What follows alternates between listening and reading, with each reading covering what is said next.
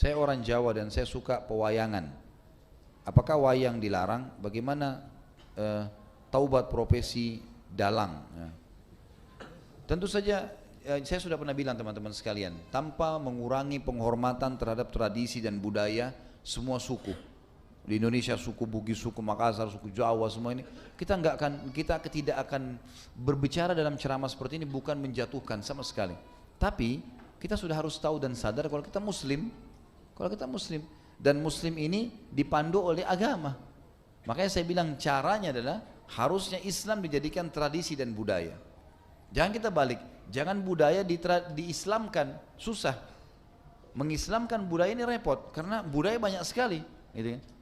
Standar yang mana yang harus dipegangi? Berarti nanti akan ada ciri khasnya sendiri. Di Indonesia ada Islamnya sendiri, di Amerika ada sendiri Islamnya. Jadi ini jadi masalah. Padahal sebenarnya Allah tidak menginginkan itu. Allah sebagai pencinta menginginkan kita punya standarisasi. Jadi Allah alam yang saya tahu lebih baik yang seperti ini. Kalau memang itu peninggalan nenek moyang kita, mungkin kita bisa kenang dulu. Oh ini tradisinya orang dulu seperti ini. Tapi kan bukan berarti harus itu dilakukan sementara dalam Islam dilarang. Kita sudah Muslim, harusnya kita tinggalkan. Kalau masalah taubat, ya taubat nasuha kepada Allah SWT dengan 3 syarat yang sudah kita tahu. Meninggalkan dosa itu seketika, menyesal dan janji sama Allah tidak mengulanginya. Dan kalau dia punya, maka lebih baik dimusnahkan ya, dan berarti kata ini lebih baik dihilangkan ya. Saya merasa mungkin memang perlu kita pertemukan juga hal-hal seperti ini dengan ilmu pengetahuan lah sekarang. Artinya bukan kita mau menghapus 100% masalah kebiasaan dan tradisi, tapi kalau tidak cocok dengan agama, wajar kalau kita tinggalkan.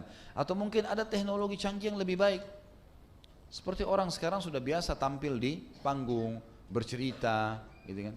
Maka dengan wayang-wayang ini sebenarnya sudah bisa tergantikan dengan manusia yang sudah jelas-jelas nyata gitu.